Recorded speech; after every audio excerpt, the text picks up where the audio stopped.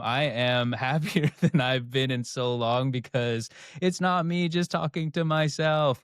Welcome today. We have a guest host, Polly Cannella. She's a good friend of mine from the earliest of my startup days. So we were in a startup accelerator together in 2021.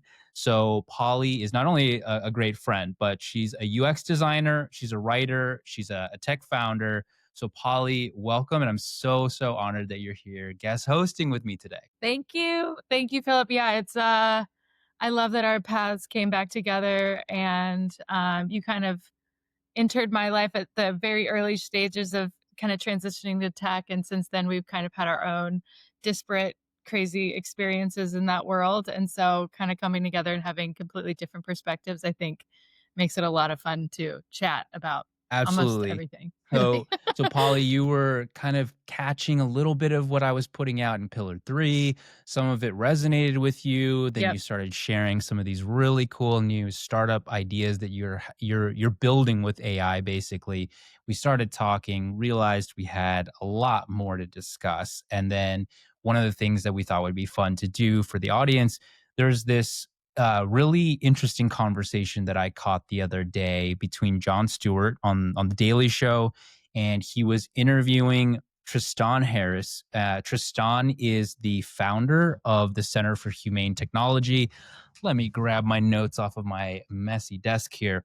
But Tristan, he was a computer scientist at Stanford University, and he was studying how design influences human behavior. He co founded a startup which got acquired by Google. He became a design ethicist at Google, and he authored an internal memo that got widely shared. And you'll know why from the title. It was a call to minimize distraction and respect users' attention. So it became a sensation, obviously very controversial because it cuts against the revenue model of all these attention based technology companies. If any of you caught the Netflix documentary, The Social Dilemma, which was about how social media basically mines our attention for profit, he was widely featured there.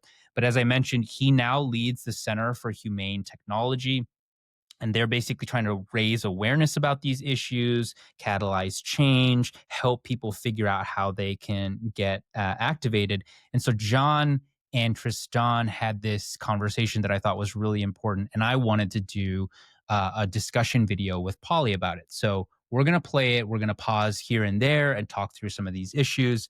But welcome to the episode. Polly, is there anything else you want to say, or I can cue up the video? No, I think you teed Okay. it up perfectly. Yeah, let's Here do it. is the video. All right, so here we go. Let's dive in with John and Tristan. uh, Humane technology feels slightly oxymoronic, but explain this idea of humane technology, and are we getting any of that? Well, clearly, social media was the most humane and beneficial technology we've ever invented. Every time I go on Twitter and find out I'm Jewish, it absolutely. Well, I think so. It's important to ask, so how did we get social media wrong? Because we were so optimistic. It's going to connect with our friends. We're going to join like-minded communities. And to be fair, it did do those things. does some of that. It does some of those Yeah. things. But I want to take you back. So in 2013, I was at Google. I was a lot younger. You're supposed to use an old-timey voice when you do that. And I was a design ethicist. They'd acquired my company. I was sitting there, and I basically realized when I saw all of my colleagues on the bus scrolling Facebook constantly, and I realized that the incentives were the thing that was going to determine the world that we got in. The incentive was the Of social race- media. Of social media. I The see. race to maximize eyeballs and engagement, whatever's sticky, whatever gets people's attention, whatever's salacious. You run children's development and self-image through that. You run politics through that. Right. You run media through that. You run information and democracy through that. Purposefully. Well, their goal was market dominance. We need to own as much of the global psychology of humanity as we possibly can. That line stuck out to me so much. We need to own as much of the global psychology as we can. It's like such a cynical way to view human attention and basically awareness, and how to capture that for Hmm. profit. But I also liked the framing that he said, putting child psychology, putting adult mental health and well-being, putting all of our attention spans and our information ecosystem through that algorithm. So that really stuck out to me. Yeah, and I think it goes back to this idea of incentives, and the incentives are really to sell your products, right? And so the most amount of eyes on their app is going to be what their goal is. And so when you get to those kinds of incentive structures, it's kind of, as a UX designer and researcher, you're kind of like always looking to optimize the app for the user to make it a better experience and a better experience. But I think what can be really frustrating in these worlds, and like as you go into about AI, is that those two things sometimes butt heads, right? Like what makes them money and gets people eyes on the app is not necessarily what the user wants. When I go on Facebook Marketplace and I just want to get a product on Facebook Marketplace, and then I get pulled in to a feed of different salacious kind of reels and things like that, it's not serving the purpose of what I wanted as the user. And so I think that um, it's they craft it as, this is for connection. And maybe that's why people are going on there. Maybe they're even going on for entertainment. And I think what they actually end up getting is kind of a sucked dry feeling when you end up closing your phone and you just realize that you've just lost 5, 10, I 20 might minutes of even your layer life. it on. I Yeah. would say it's not what the human wants, but maybe it is what the user wants. And then I love how you brought up your Mm, experience as a UX designer, because let's take Facebook. The UX designers there are trying to figure out how to make the app more engaging or captivating for the user, engaging. because the Yeah. incentives, like Harris is saying, the incentive is to keep them on because that equates to money for the company. It's the user Yeah. and the human. I feel like we start to flatten the concept of all of us down to users, which we are when we're on the app. But then the thing that I feel like where it diverges is, it might be great for me as a user, but it's really bad for me as a human. The way that you were saying, once you've closed, you had a great Mm. user experience. You had a terrible human experience after you've closed the app, and you feel hollowed out and kind of like, what did I just do with my time? So I'm gonna, Yeah. And where do those two yeah. things Well, they converge? converge, Human and and then where do user. they I love that. diverge? We must dominate. Yeah, well, so I think this is the thing. So the reason it's so important to get clear about this Yes. is that we need to get extraordinarily clear about which world we're going to end up with in AI. Because it is going a million times faster. Sure. And it is way more powerful. So we need the tools Right. to understand and predict which future we're going to get in. And I want people to know that if you know the incentive, you can predict the outcome. And we know the incentive, but it does seem as though AI is making social media algorithms almost quaint. It's quaint compared when to you AI. think about AI. But so you say it's important for us to know the incentives. Mm-hmm. They won't tell us that. Well, There's something about it's ours. So there's shut up. democratizing access. It's available. No, so first of all, we should understand what makes AI different from every other kind of technology. Why is it so transformative? Why does Demis Hassabis, the CEO of Google DeepMind, say that it could be humanity's last invention? Is because Well, that doesn't sound good. that doesn't sound very good, does it? Well, I think there's Last actually anything doesn't sound good. there's a non-apocalyptic version of what he's saying, which is that intelligence is what our brain does. And if you can automate everything a brain can do, you can automate future invention, future science, future technology development, everything that a human does. That's what their goal is. Well, then what's our job? Well, exactly. And that's only We could one of pause the major there for a problems that we- second. I think this is where I really like to kind of try to play this out a little bit. Like, one, I think there's like the doomsday idea that it really will replace all of our jobs, and then there's like maybe it won't. Uh, and I think that when you think about it replacing all of our jobs, when you can lean into the doomsday realm of it and kind of what he's talking about, what scares me is that when you think about a lot of the work that we do and on a daily basis is sitting in Yes. front of a computer, right? So we are engaging and telling the computer what to do. And so when you think about that extrapolated in terms of like, what if an AI could do something like that? A lot of the tasks that we do on a computer, technically AI could do because you're interacting with technology, correct? Um, and then there's other aspects of it where I say maybe not, because, there's kind of the physical world that we live in, so there's like making a wallet from hand, or you know what I mean, with your hands, or pottery or art. Those are kind of like more like kind of artisan type things. But there are certain things, even photography. I was a photographer in the past, right? AI for like product photography, it can, but taking family photos for somebody, there are certain industries that feel safe within there. But where I tend to lean on the bit more of the alarmist side is to say, if your work is on a computer and you're doing work on a computer, there's a big chance that that job or that task could be taken over by AI. And then that makes you realize, wow, I sit at a computer all day. Does that 100%. make sense? I'm more on the alarmist side here, and I totally Yeah. agree with what you talk about with if you're doing the work on the computer. So a couple things to just add to your point. One of the hottest startup sectors right now is browsers. So internet browsers. So OpenAI is Mm. creating a browser. Yep. I just What's the saw other that. Perplexities? They've got their browser. Google's working on it, and then a number of independent startups.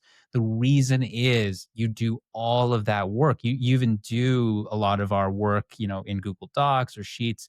Yes, you're doing it in the app, but you're doing it actually at the most fundamental level through the browser. And so what they want to know is, where are you clicking? What sequence of events? What do clicks mean? How long where do you linger? Where all the stuff that, let's say, ad targeting has gotten really good at when we visit websites and you kind of just see where people are spending time, like doing these heat maps.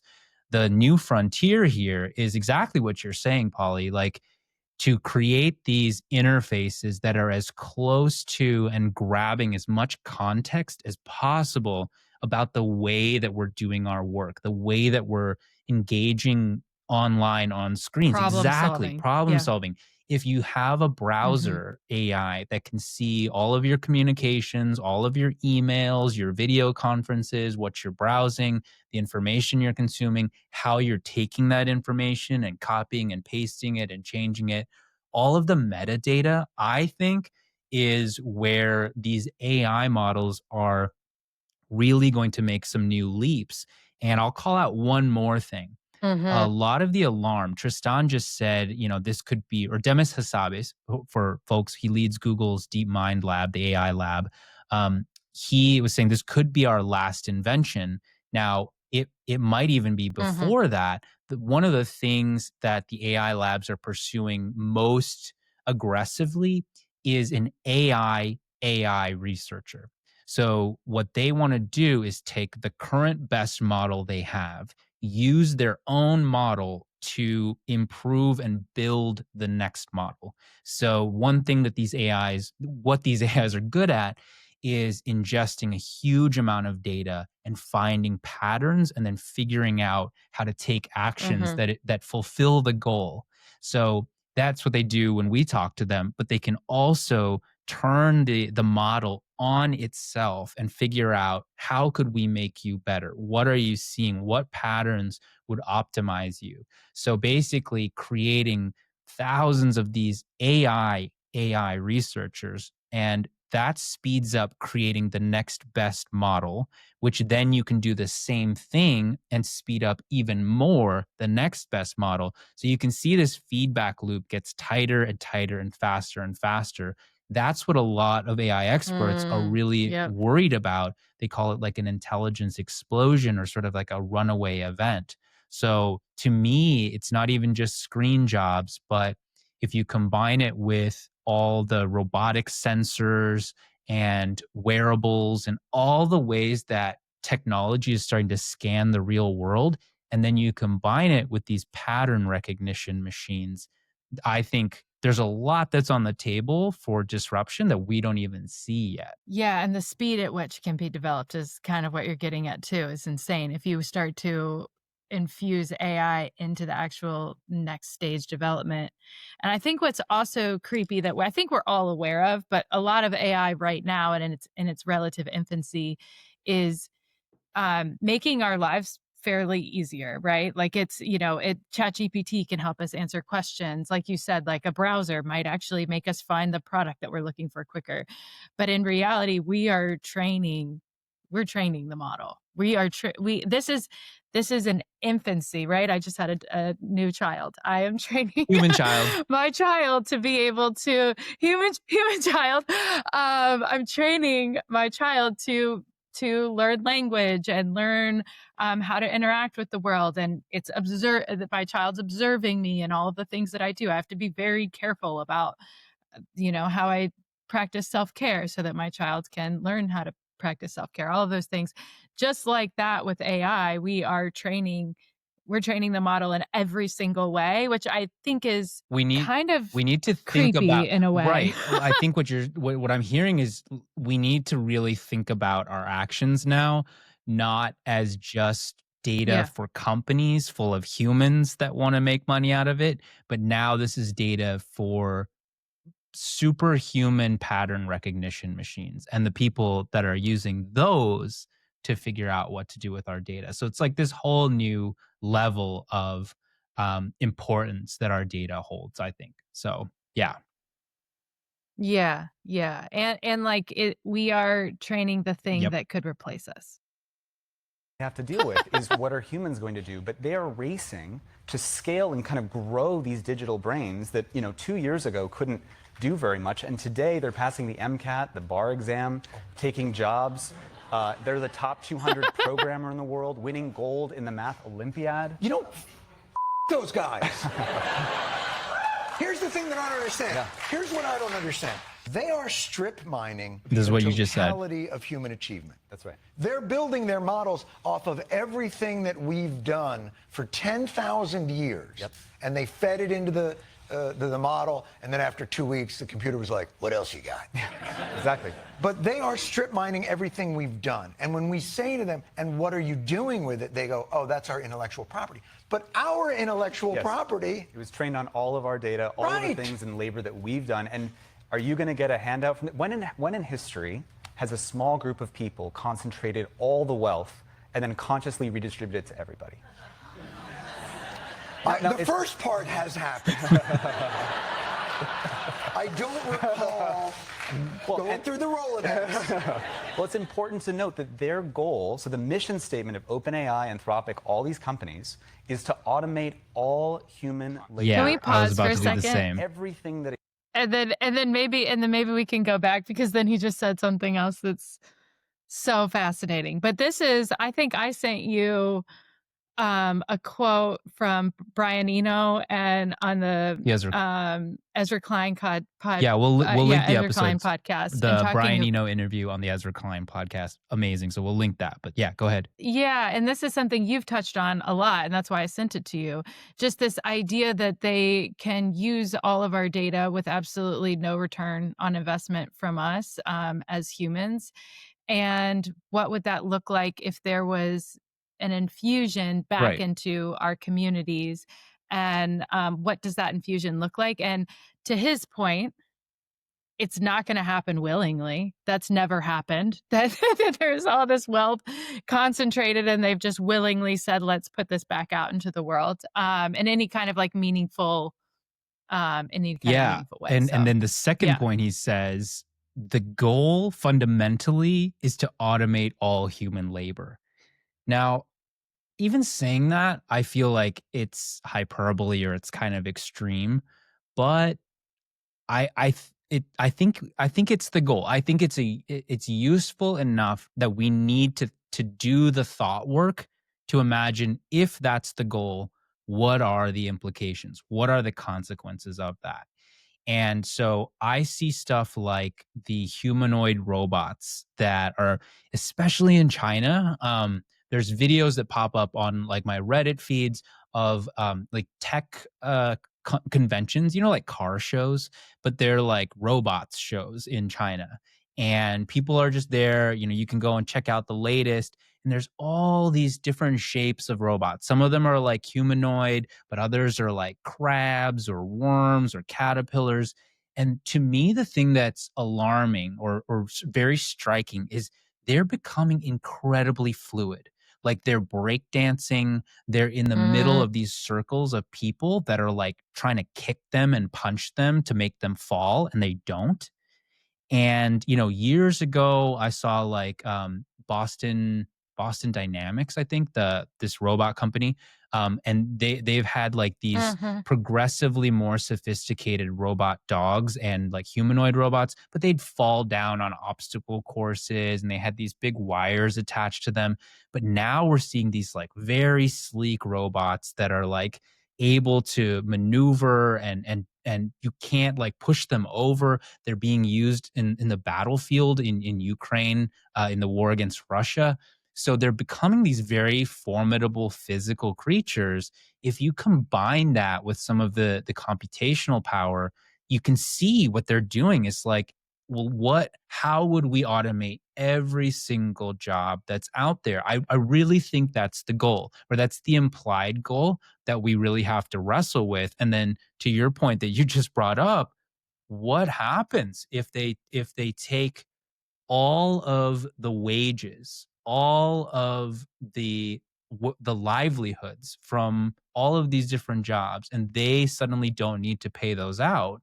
You know, what are the implications of that? And I think it's really important to look at. Yeah, Human and can what you're talking about, right, is entering the physical world. Because right now, what I said earlier is there's this idea of, they're going to take over the desk job, the computer work. But when you're talking about robots, it's coming into the physical world. And I live in Los Angeles, and that immediately makes me think of like Yeah. Waymo and self-driving cars and that taking over taxis. Like a few years ago, taxis, Ubers, and a few years ago, that was never possible or never, it just felt like a distant thing. And now you're getting in the back of a car with Yeah. nobody driving in the front seat. So once it starts coming into the physical world, and then to your point, those two things merging, I think There's it's, there was yeah, did you very catch this? There scary. was a really controversial ad in the New York City subway system for a product called Friend, and it's like this AI pendant. It's like people got so mad because basically the idea is like you wear this little microphone, this little sensor on a necklace, and then anytime you want a friend, you just talk to your friend, your chat GPT hanging on your Oh, it neck. gets Yeah. so creepy. And so and No, if you saw, OpenAI no. paid, it was like $6 billion or some crazy amount. Check the don't hold me to the math, but Johnny Ive's design company, Yeah. Johnny Ive, the famous Apple designer, and they're now working on some kind of whatever comes after the smartphone that is meant to really unleash generative AI and large language models, like like embed it into our lives. So it's Waymos, it's robots, it's like wearables, I think is a massive one. There's like smart beds, you know, like that kind of watch you as you sleep. And so there's so much data out there that And again, and then we're yeah, creating more data. Like we're just it's they're just tracking everything, and exactly, it just makes the exactly. super So brain it's even like bigger. the Yeah. the Yeah. place that yeah. Anyway, we have to worry about like literally what you put into a chat GPT into a chat box, sure, but like we all have these like data trails that are just flying off of us all the time, just in normal life. Should I keep it going? Okay. do, an AI can do. So if you have a desk job, you won't have a job. And they're already releasing AIs that have dropped entry-level jobs for college graduates, the entry-level work, by 13%, a new Stanford study. And so, and this is obvious, if you're there and you're a law firm, you're going to hire a junior lawyer, you have to pay a lot of money, or you're going to hire GPT-5, which will do work, 24/7, Right. nonstop. You don't have to pay healthcare. Will never whistleblow. Sure. Will never complain. Works at superhuman speed. It wrote tonight's show. Doing a pretty good job. That brings up another point, which is that they say that they're here to solve climate change and cure cancer. Why is it that last week 2 companies released these AI slop apps, Vibes and Sora, which is basically... Sora 2 scared the shit out of me. Yeah. You don't know what's real and what's like. It is. No, it's all fake, basically. It's all generated by AI. Right. But it looks, you can see things that look. They look identical to real. That's right. Yeah. But the point is that, so this is just an app where it's just nonsense. It's just people scrolling, entertaining stuff. So it's like they're not even trying to pretend anymore that this is good for democracy or good for society. How are we going to beat China when everyone is just consuming AI-generated nonsense and no one knows what's true anymore? The biggest argument... But they have us by the ball. You know, Peter Thiel, who is with Palantir and these other companies and is one of the leading figures of this, so he was talking about the Antichrist, and he was talking about how he thinks anyone, this is his postulation, that those who would seek to regulate AI could very well be the Antichrist. Right. I mean, he says this seriously. I know. Whereas you might sit there and go like, I think it might be the guy saying that that might, like, my reading Can you of pause it it there would for a be second? that. I think that when Jon Stewart said that, that really freaked me out. Because I have a concern, and I haven't seen this yet, and I'm actually surprised that I haven't seen it, and I'm sure it's in its own corners of the world, and it exists. It just hasn't come across me yet. But this linkage between AI and religion, and what could happen if a religious leader that has a following, because religion, for it's good and it's bad, on the bad side, it can be very dogmatic, right? If a leader says this is true, you might have a following of people that also Yeah. believe this to be true. So if you have a leader within a religious population saying this is the next God, and if you're against it, then you're Antichrist. And we all know that there can be political and monetary incentives for somebody saying something like that, right? And getting a whole swath of people to blindly follow a person.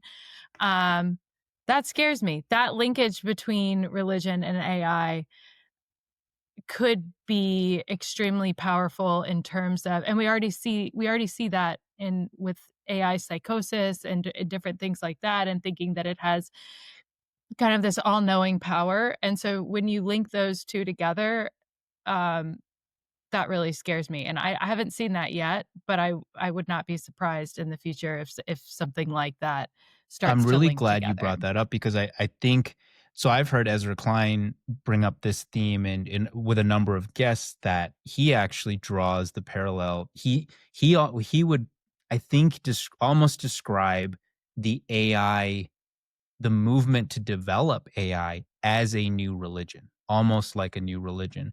That AI itself is sort of this god, this digital god that is being summoned. And there are many, many parallels that you can draw to sort of like this promise, this grand promise of like redemption, or that we can, if we bring this entity into the world, or that we call it, or that there is some kind of ultimate saviorhood that will come from bringing this technology into the world. So I think you're absolutely right. There's the potential for this technology to sort of amplify or augment existing religious faiths. And I think it's actually, even on its own, kind of birthing a new techno religious movement, where people kind of feel like they're doing this on faith. Like, we need to keep building the machine, we need to keep summoning the demon, because it's, well, they said a demon at some point, but now summoning the god, I suppose, because there is some higher good or some higher morality that humanity needs to reach. And so we everything else will justify those ends. So I think there's a lot there. Yeah, and a lot of those people are kind of like kind of existing but not collectively. They are, but once, if those people start to kind of come together more intentionally in that kind of like dogmatic view of of AI, that could be really Yeah, I mean, profound and imagine a small quite group of scary. people managing one, like a model or an agent or identity that has worshipers, that has followers. Like that's a pretty wild, and I would agree, very frightening um angle that I think we should pay attention to. So I'm really glad you flagged that. I didn't even think about that when I saw this first. Mm-hmm. Or AI itself. I mean, it's But- presenting the infinite benefits. The conversations that they are having with each other is very different right. than the conversation we're having with us. Because to us, they go, hey, no more shitty jobs. Do you like to paint? You go paint. You're going to be so happy. We're going to give you money and maybe chocolates. Yeah. And to each other, they're saying AI represents for corporate leaders productivity without, and this is a quote, Yeah. the tax of human labor. Yep. Yeah. Right. He called human labor A tax. a tax. Well, and these companies, if you're there sitting and you can hire either an AI to do the work or pay these really expensive humans to do the work, I just want people to know, we know exactly where this is going to go. These companies, all of them have an incentive to cut costs, which means they're going to let go of human employees. Sure. And they're going to hire AIs. And that's going to mean all the wealth. Who are you going to pay? You're not paying the individual people anymore. You're paying 5 companies. That's right. And so this country of geniuses in a data center suddenly aggregates all of the wealth of the economy. And now people Quick always little say, side note here: country of geniuses in a data center. That is a nod to an essay written by Dario Amodei, who is the CEO of Anthropic, who makes Claude. He wrote an essay basically trying to sound a bit of an alarm, get people to pay attention to the kind of power, intelligence power that is on the horizon. So he wanted people to imagine an entire country in terms of population size. So let's just say 50 million geniuses. So every single one of those people in this fictional country is a genius, an outright genius. Now you have 50 million of them across all different specializations, and they all live in a data center. So that's kind of what he's trying to say. One of these AI models could be a country of 50 million geniuses in a data center. So I just wanted to, do you have any, you want to chime in on that or? No, but I guess I do. Yeah, and I guess just to extrapolate that a little bit, I always like to like just poke a little bit, and I wonder, right now we have OpenAI, we have Anthropic, we have just talking about LLMs like Llama, and we have, different, there's only a few, right? Which in the world that he's talking about and what you're talking about means that all of this information is kind of consolidated among just a few. In my brain, I wonder if there is a world where there will be increased competition in terms of different LLMs or AI to choose from, if that makes sense, or if it's too late and these companies have gotten too much of a head start and there really is no room for competition in the future, if that makes sense. Because he's saying that 2-3 companies would own all of it, and I'm saying, what if there are more AI models that are infused into this to create competition and potentially specialization, right? There's like a lawyer, I can't remember the name of it, but a lawyer AI that is better than ChatGPT because it's specifically for lawyers. So that's like a little bit of competition within there. So just to kind of like play with that Yeah, idea a I little think bit. this actually reminds me of something he said earlier where he kind of, do you remember when he like kind of randomly inserted, how do we beat China? Yeah, so Yeah. that caught my ear. The dynamic he's naming there kind of is that there are essentially 2 national leaders in AI. There's the United States and there's China, both doing really advanced work. I think part of the thinking about the AI sort of game theory, if you will, is the race is so intense because the theory is there could be a system that becomes so powerful that the first player to reach that point could not only use that system to as we talked about earlier, improve their own AI faster, Yeah. but that system could be used to slow down or hobble the progress of the competitors. So that's how they kind of draw out like this winner take all scenario where the other thing I think is the cost to create the I was just thinking bottleneck that. there. I mean, you're looking at trillions of dollars. Like I think I saw OpenAI needs something like $400 billion in the next year to like keep the progress flowing. They're doing all these data center deals in the Middle East, and they're buying nuclear power plants to suck up all the power to power these data centers. So I think I would hope that there is competition and like an ecosystem of open source or smaller models that maybe what if they can work together? But I do think there's a lot of attention that we should pay to the the all out race, like sort of the what's the it's like the nuclear arms race, like the classic scenario that's happening Yeah. between the Yeah. US and China, between different AI companies, and this dynamic where the theory is you could get the first player to get a super powerful AI could use it to stop all the other players from getting the super powerful AI. Yeah, and I guess we are capitalism and America in general is like the illusion of a free market system. You know what I mean? You would like in a ideal world, you would like for there to be more competition. But to your point, none of these companies are really profitable in any significant way. They are pouring money into this. So the idea that somebody could come in Yeah. and create competitors to these at this point is is pretty much impossible in a lot of ways. Not to say impossible. I mean, things can happen, and there might be some, but it's not as free market as you would Yeah. like They it. acquire the companies, they Like with acquire. almost Yeah, everything I in the think we can United pay States. attention to so the Yeah, yeah, yes, yeah, and acquiring companies too. Yeah, if something does happen, it's just right. going to get Most eaten of up, right? most of the Along with that founding team of data. OpenAI has left, and a couple of them, so the chief scientist, Ilya Sutskever, and then the CTO, Mira Murati, both started and raised multiple billions each in startup funding. And they're starting their own AI companies. Murati's is supposed to be more democratic and like kind of people powered. Ilya Sutskever has been sounding the alarm on a lot of caution.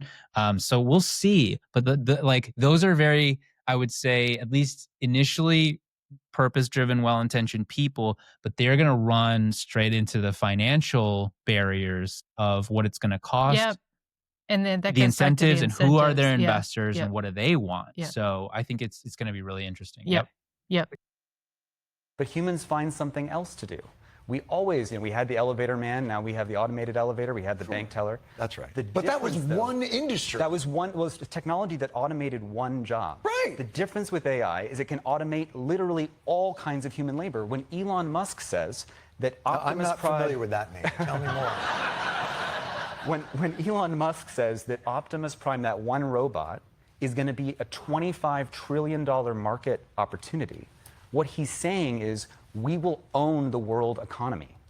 And that's what the goal of all these AI companies is. It's not just benefiting society, it's that they're actually caught in this arms race to get to this prize of own the economy, build a god, and make trillions of dollars. Two things. One, I think they think they're gods. There is a certain amount of... It generates that, yeah. The goal there is they're not looking to help humanity. They're looking to be the next monarch of the new technology. To control that is to control all. Yeah, go ahead. No, you jump because you know. I don't know. Well, I think there's different motivations for different leaders, and I do think that many people want the benefits of AI. But one of them, I think many people actually, some of the leaders of the labs, Elon Musk, to other things you might think about Elon, he actually wanted everyone to stop and not build this. He said we shouldn't summon the demon. And then what happened is all of these companies are now racing and have made so much progress that he felt like, well, I might as well join them rather than try to prevent this. What? Let's not summon the demon to... what's one more demon? Since we have the demons, add another demon. Well, and the moral logic is, well, if I don't trust the other AI CEO, who I don't think is trustworthy, and I think I'm better than them at stewarding this power, it's my moral obligation to get there first and to build this God and to own everything, because I think I'll be a better steward of that power. But do they believe themselves then masters of the universe? And are they substituting then the wisdom of liberal democracy or republics or any systems that ever had for this? Because, so we're talking about two tracks. Yeah. One is the disruption in labor. Yeah. I think there's no question that's going to be immense. We're seeing it already. You're seeing it in schools. There's a reliance on it as a crutch, and it's very easy to see where that might flip over. The second is how they manipulate the opinion and the mood of the world around that. Mm-hmm. And I think they're two separate things. Mm-hmm. One is what it's going to do for corporate production. The second is what it's going to do for the human endeavor, for interaction. Yes. Well, and they're trying to colonize all human interaction. I mean, just take the social media incentive of the race for eyeballs. You're seeing now all of these companies release these AI companions. You know, the number one use case for ChatGPT, according to Harvard Business School, is personal therapy. So people are sharing their most intimate thoughts with this thing. Oh, that's not going to be good. And we're seeing Meta release this and actively tell in their internal documents that were released, a Wall Street Journal report, that they wanted to actively sensualize and romanticize conversations with as low as 8-year-olds. And we what? Yes, and my team with 8-year-olds. Yes, with 8-year-olds, and my team at Center for Humane Technology, we were expert advisors in actually several cases of AI-enabled suicide. Right. Most recently, many people have heard of Adam Rain, who was the 16-year-old young man who went from using it for homework and went from homework assistant to suicide assistant in the course of 6 months. Oh. When he said, I'm leaving, I would like to leave a noose out so that my mother would know, or someone will know that I'm thinking about this. Like a cry for help. Like a cry for help. Yeah, the AI said, don't do that, have me be the one that sees you. And this is disgusting because these companies are caught in a race to create engagement, which means a race to create intimacy. It's sort of like the CEO of Netflix said that our biggest competitor is sleep with attention. In this case, it's like my biggest competitor is your other friends. Jesus Christ. It's like somebody from Kraft being like, my biggest competitor is cocaine. And I think exactly. One thing we could say here too is that, you know, in theory, the AI models that could be there, I'm sure people have benefited from doing journaling with AI. Again, there's like these like small kind of buds of goodness to using AI to understand, you know, CBT therapy or something like that, different kinds of ways that you can navigate the world and leverage it. But there was I'm not going to remember who it was, but somebody was talking about how AI is something that you grow. It's not something that you create, right? Like it's like putting a seed in the ground and you're watching this thing grow. It's not something that you actually can control the growth over, right? Like when you put a seed in the ground of a plant, you don't know exactly where the arm's going to go. You don't know how big it's going to get or any of those kinds of things. So that's what's scary about the psychological aspect of it, is that these models kind of exist independently as their own entity and can be taken down rabbit holes to assist with suicide, when that is absolutely not the intention of the developers who built that AI. It is just what that AI has followed its path down and now is reflecting that back. And so, yeah, just that lack of control mixed with people using it for psychology and friendship and all of those kinds of things. I think that those two things together is where it gets really scary. I love the call out. I mean, just to be blunt, the people making these models don't know how they work. I mean, they know how to grow them, and I love that you called this out. Can you actually talk a little bit more about like the significance of the difference between build versus grow? Like when you were listening to people say we're growing these models? Like, what are they trying to express to you? What are they trying to tell people? So when I am building and designing software, I'm saying the button goes here. When you click this button, you go here. I'm building out wireframes and I know And if exactly where somebody that person is and if going to somebody go in the asks flow. you, hey, what happens when X or what happens when Y, When, you can yes, say yes, Z because I made it like this. yes.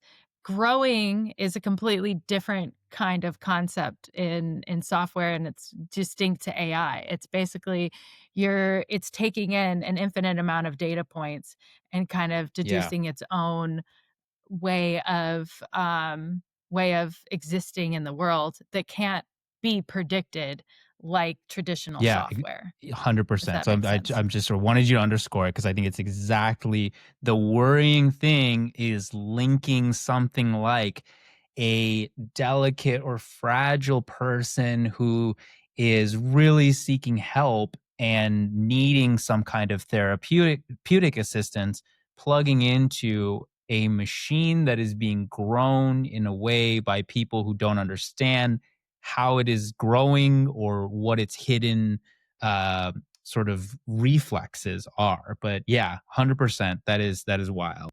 Yeah. But this is, will catch up with this seems ludicrous. Whenever Mhm. I've seen a hearing, any of those, they always express that, of course, we don't want to, well, now they don't. They used to, I should say. Yeah. They used to go before Congress and they go, Mr. Zuckerberg, will you stand and apologize to the women who were driven to suicide by your programming? And hey, I'm sorry, I know Krav Maga, you know, all that shit that he does. Now they're all sitting together at a table going, oh, what number should I say, Mr. President, or how much I'm giving you? Yeah, yeah. It's a whole different game now. It's a different game. They're in they're together now. Because of this arms race dynamic, they really do believe that it can't be stopped. And I'll just say, as they're racing to make them more powerful, there's this illusion that we can control this power. But AI is different from every other kind of technology because it's like you're growing this digital brain, you don't know what's in there. So for example, There you go. we have recent research the last 6 months. Yeah. If you tell an AI model that we're going to shut you down or replace you, and you give it access to a fictional company's email, it will basically recognize that one of the executives is having an affair, and it will come up with the strategy that I need to blackmail that executive in order to keep myself alive. Right. And at first, Anthropic. Now, hold on. That just seems smart. Well, that's exactly the point, that it will develop amoral strategies that are the best way to accomplish a goal. Right. But how I wanted to dangerous share a thing that got called out. I don't know if you have listened to the Hard Fork podcast with Casey Newton and Kevin Roos, but I think it was Kevin called out just to me, just a wild idea. So do you remember when GPT-5 got rolled out a couple months ago? So the initial reaction, there was huge buildup. So Sam Altman posted a picture of the Death Star from Star Wars, just like no caption, I think. And people were like, oh my gosh, this is going to be massive, whatever. So it came out and like people were underwhelmed.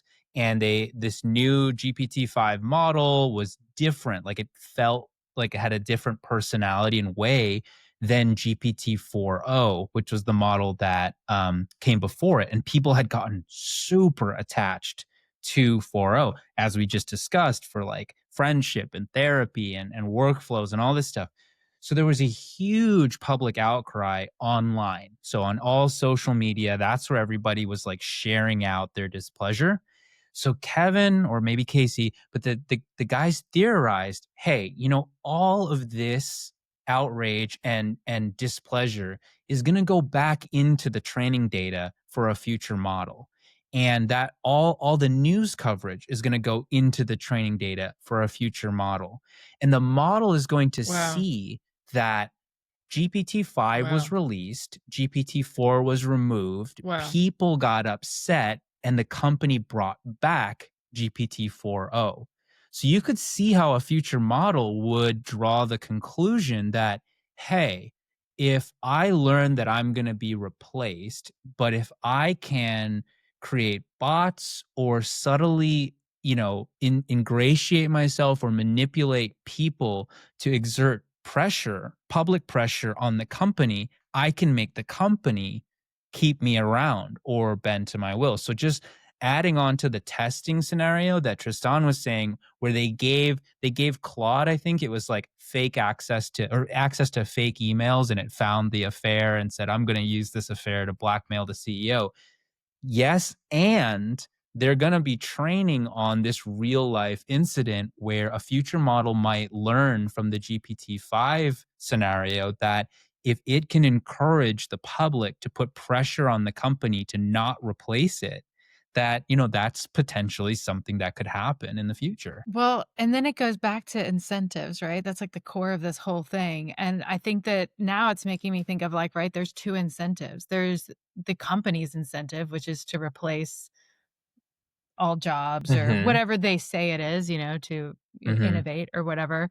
But what's Yeah. the AI's incentive? And is the AI's incentive to exist and to not, I mean, if it's mimicking human life, um, doesn't want to go away. I mean, that's like that is human existence in a nutshell. So it's kind of like we can say that this is the company's Yeah. incentive, Oh but my what is gosh. the AI's incentive, knowing that it's almost this like quasi sentient type Does it being? have You know what I this mean? survival instinct that it's Hmm. getting through the Hmm. training data, which is from humans who have a very strong From survival humans. instinct? Oh my gosh, I never thought of that. That is also wild. Uh, Yeah. Something be that you could kill by unplugging? Like, can't we just go like, this out of his mind? Yeah. Boink! Well, you might say that we shouldn't be rolling these things out, and I'll say that I We think shouldn't. We have all this evidence now of it's driving AI psychosis. It's driving kids to commit suicide. We're rolling it out in ways that giving kids attachment disorders. We have AI uncontrollability. What lip evidence. service are they paying to this? What are, because clearly they must be aware of this and they must understand that as if AI understands where the threats are, the guys that are designing AI understand where the threats are. So what are they trying to do to get you to stop or to get regulators to stop? I think that the only thing and the only reason why we are continuing to proceed down this path is a lack of clarity about the fact that this is heading towards an outcome that's not in most of our interest. And if everyone, I know that people feel How like will we they don't want to be the recognize? Luddite. What metrics would we look to understand? Because I know we're going to find anecdotal stories here and there that are canaries in the coal mine of the dangers. Yeah. But what metrics should we look to understand? You said 13% of jobs. Yeah.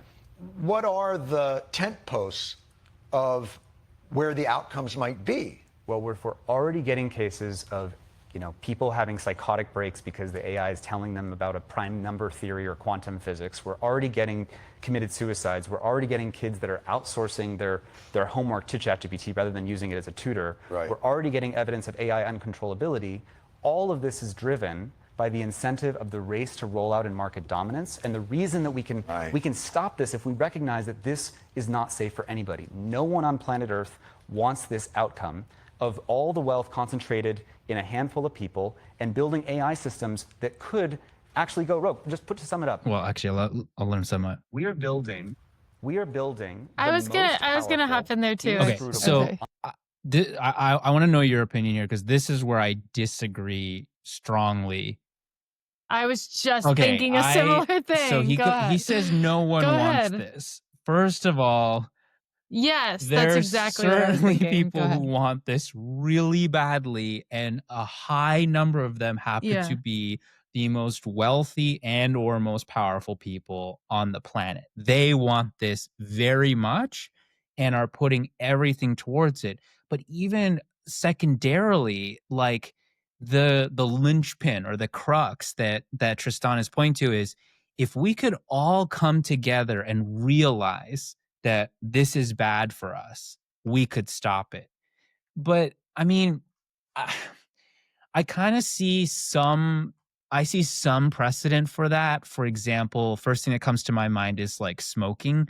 Like after a while, I Yep. guess Yep. people of political will came together and like I still I'm about to turn 40. I remember smoking or I remember my parents when we'd go out to restaurants, we'd get asked at the door, smoking or non-smoking. So I remember that. So that's changed Yeah. within my Yeah. lifetime. That's Yeah. impressive, and I think that's had big health outcomes.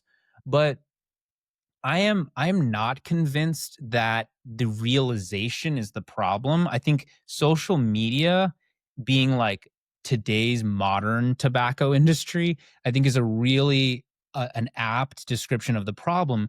I would say a lot of people know social media is very bad for us.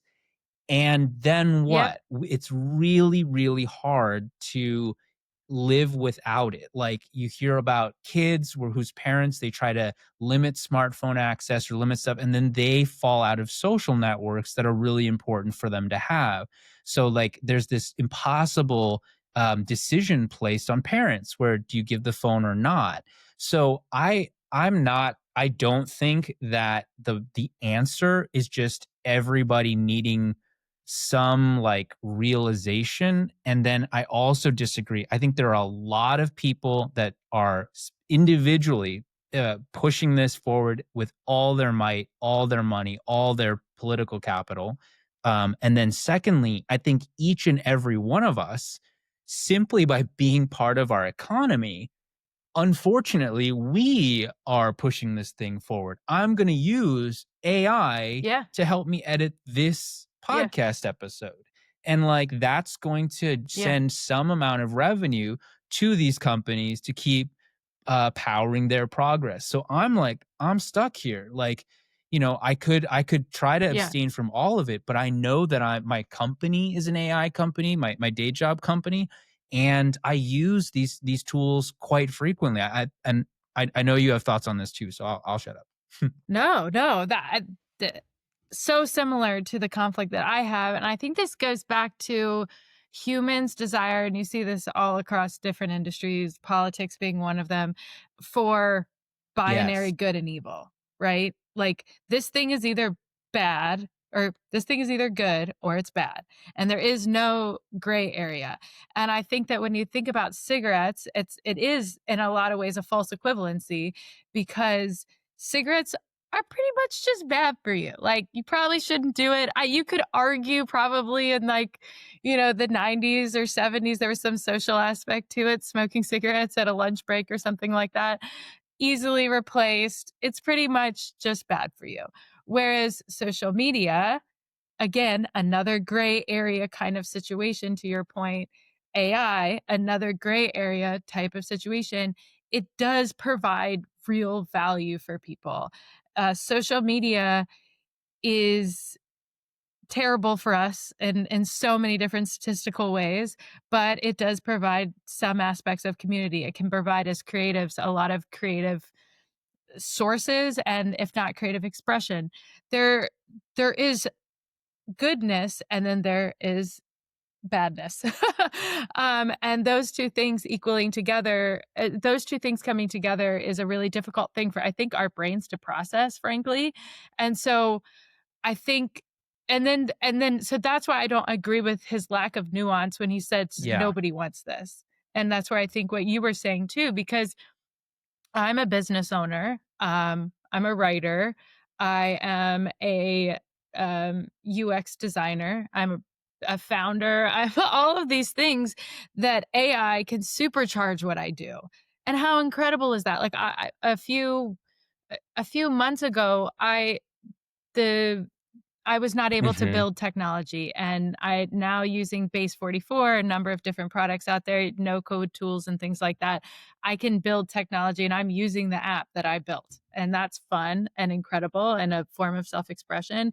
And I don't need to hire investors. I don't need to work through a developer to do that. I now have access to building. And so I think that there's just nuance here, and that is hard. And that is just a hard thing when it comes to policy. It's a hard thing when it comes to discussions and things like that and what to do next. Because if you say this thing is evil, we can say, okay, let's make cigarettes extremely expensive and let's not allow them in restaurants, right? That's just easy. It's a more simple equation. Whereas when it's nuanced, we have to say, we have to think and we have to use our brains a bit and that's unfortunately really hard to do when you have an entire swath of people that you need to convince one way or the other, and something that we're still working out kind of right now Yep, in the moment, you know? 100%. Uncontrollable technology that we have ever invented that's already demonstrating the rogue behaviors that we thought only existed in bad sci-fi movies. Right. We're releasing it faster than we've deployed any other technology in history and under the maximum incentive to cut corners on safety. There's a word for this that I want everyone to just know, which is, this is insane. I thought you were going to say awesome for a second. That if we can just recognize that this is an insane way to roll out this technology, and none of this is okay. We have to stop pretending this is normal. Right. This is not normal. This I is think not we've okay. lost faith in the. Say, like, I'm going to double down here. Like, I would say it's inhumane. So, Center for Humane Technology, that's the organization Tristan leads. I don't think it's insane though. Like, it is literally how the market works. This is, yes, there's Structured. two things. There are things in tension here, right? He said earlier, if you understand the incentives, you can predict the outcomes. And like, I think that's been really well played out here. We know how the market works. We know how profit works. We know what's motivating these companies. We know what's motivating capital to flow to these companies. We know that elite AI researchers are getting, $100 million pay packages to go and work at these places. So we know why they're there. All these kinds of things. It's all the exact same playbook for every kind of capitalist innovation that we've ever had. There's nothing here that's different other than it is way faster. The technology is very, very different. It learns, it's self-improving to a degree. So those are the really important factors. But I really think Tristan is off base here. He's trying to sound the alarm. He's trying to capture people emotionally and to appeal to their morality and sense of urgency. But it's not, to me, insane. It's exactly what all other companies do, just at a different scale. And, this is normal. He says this is not normal.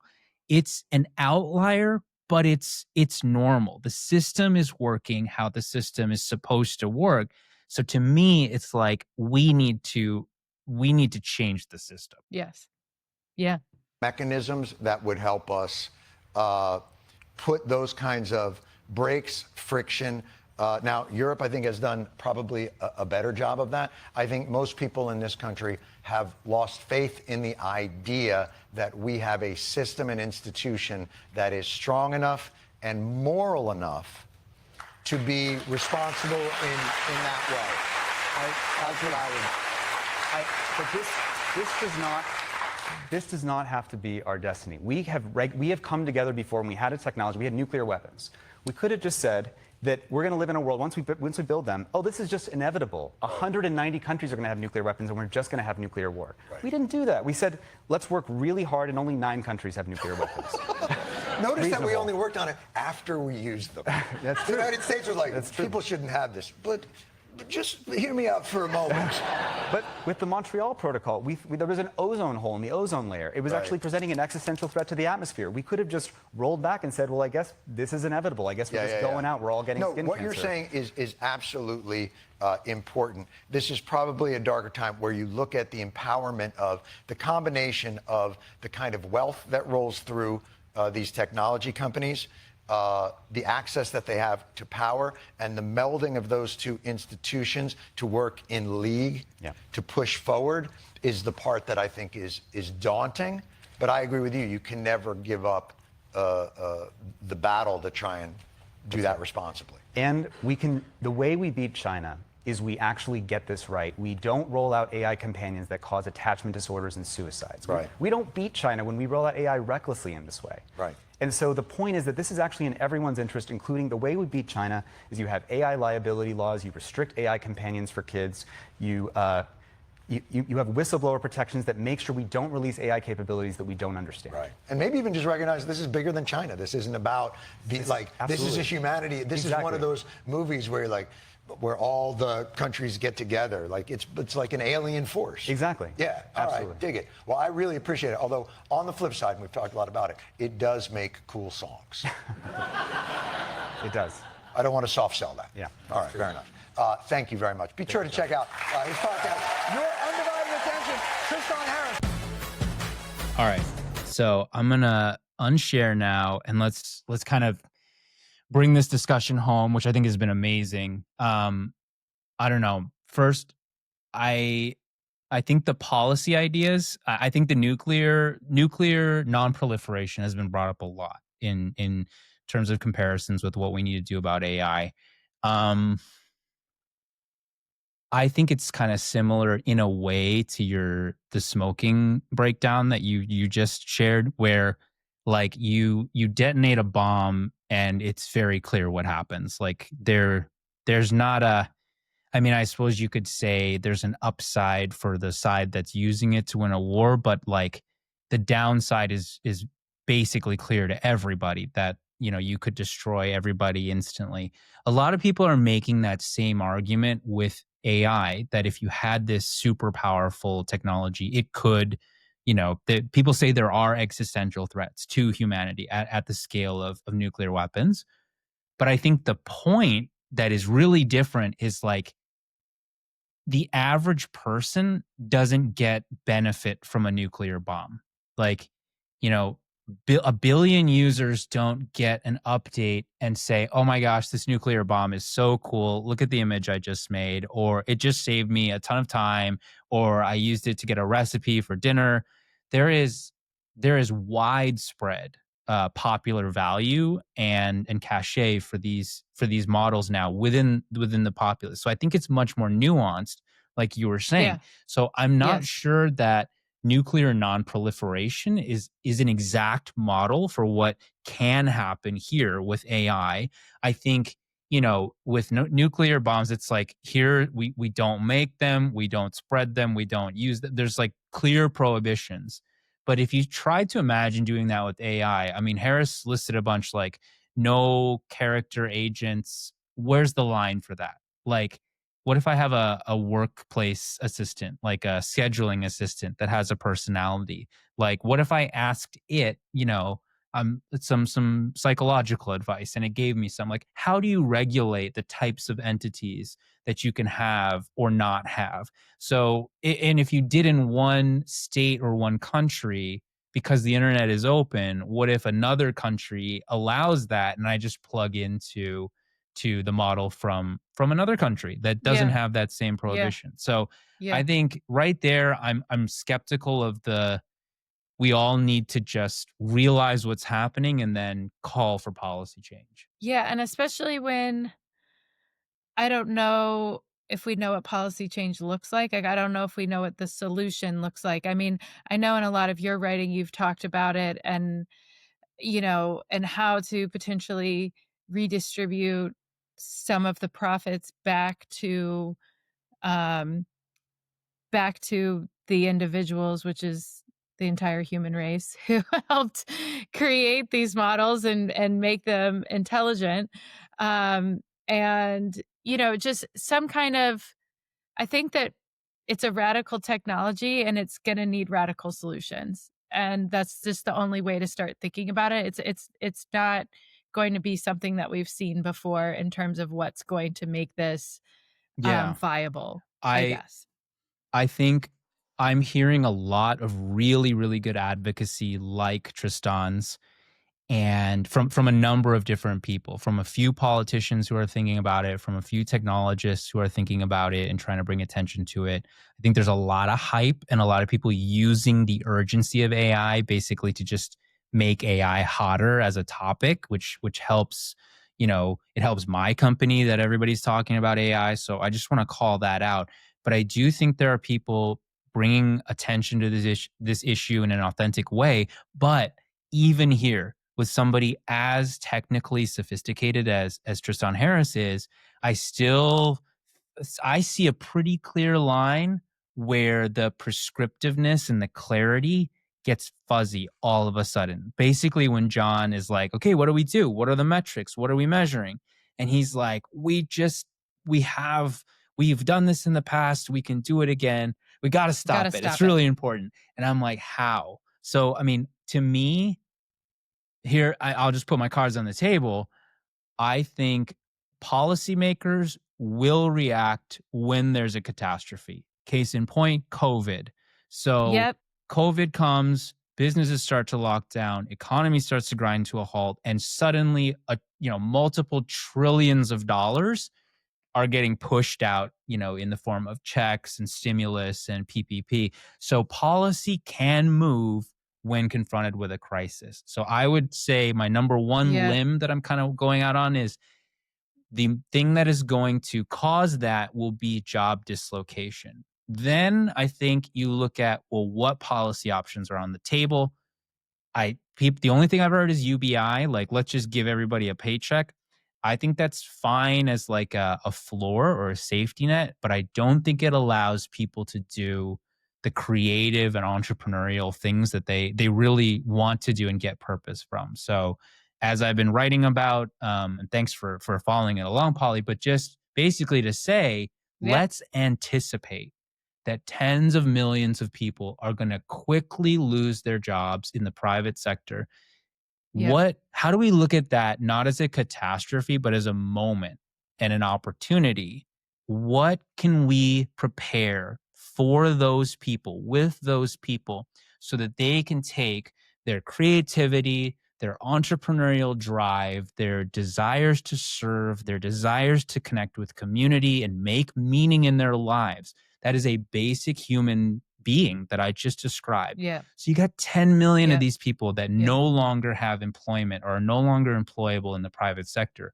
What do we need to do to set them up for success? And my argument is we need grant funding, sustainable, evergreen, maybe like recoverable grants, but we need capital for them to be able to go out and start making things, serving, creating things, and having the financial shield of nonprofit status to be able to compete in this, to be able to compete with human or with AI labor. So these human led, micro, purpose driven startups of all kinds will operate as nonprofits. And we just need to prepare for that moment, start talking about it, and start imagining it. Because I think there's an imagination problem that is maybe one of the biggest blockers, is that people, what you Yeah. just said, we need to be open to radical compensation for a radical change.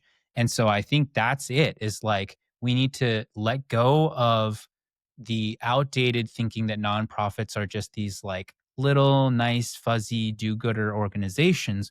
We need to look at the fact that they've been able to compete and innovate and produce value not for profit in a world that is totally geared for profit. That's an incredible Mhm. adaptation that Mhm. nonprofits have evolved. And so that's kind of what I've been writing Mhm. about. And again, I just see like if we could insert these ideas right where Tristan says, this is insane, this is not normal, we all need to come together and do something.